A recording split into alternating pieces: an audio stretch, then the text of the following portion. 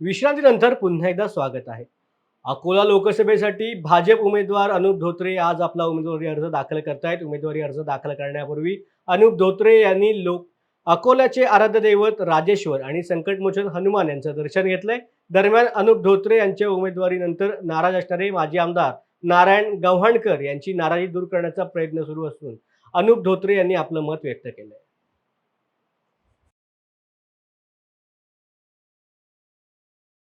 कशी तयारी झाली?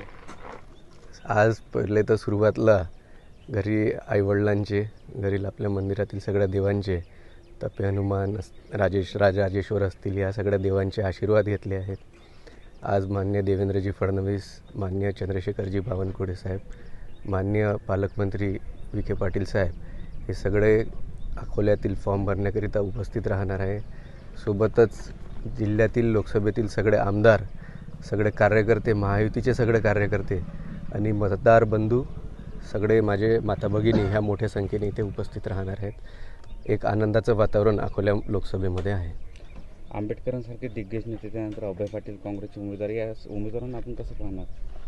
आज उमेदवार हा विशेष नाही आहे. सगळ्या मतदाराला तिसऱ्यांदा मोदीजींना सर्वोच्च पदावर नेऊन जो विकास, सध्या गतिमान विकास 10 वर्षात झालेला आहे, या विकासाचीच गती भविष्यामध्ये देशाच्या विकासाकरिता पाहायची आहे. त्यामुळे कोण विजय होणार आहे हे पूर्ण देशामध्ये आणि अकोला लोकसभेमध्ये लोकांना, मतदारांना माहिती आहे. दुसरीकडे भाजपचेच आपल्या उमेदवारीमुळं काही लोक नाराज आहेत, त्यात गव्हाणकर पण सुद्धा नाराज आहेत. त्यांची नाराजी कशी दूर करणार? त्यांना भेटून नक्कीच त्यांची नाराजी दूर करणार आणि ते पक्षातील खूप सिनियर व्यक्ती आहे, त्यांच्याही अपेक्षा स्वाभाविक आहेत. ते बंडखोरी करण्याची तयारी, त्यात अपक्ष फॉर्म भरतोय असं ते इशारा दिला त्यांनी. नक्कीच त्यांना भेटून त्यांचे आशीर्वाद घेईन.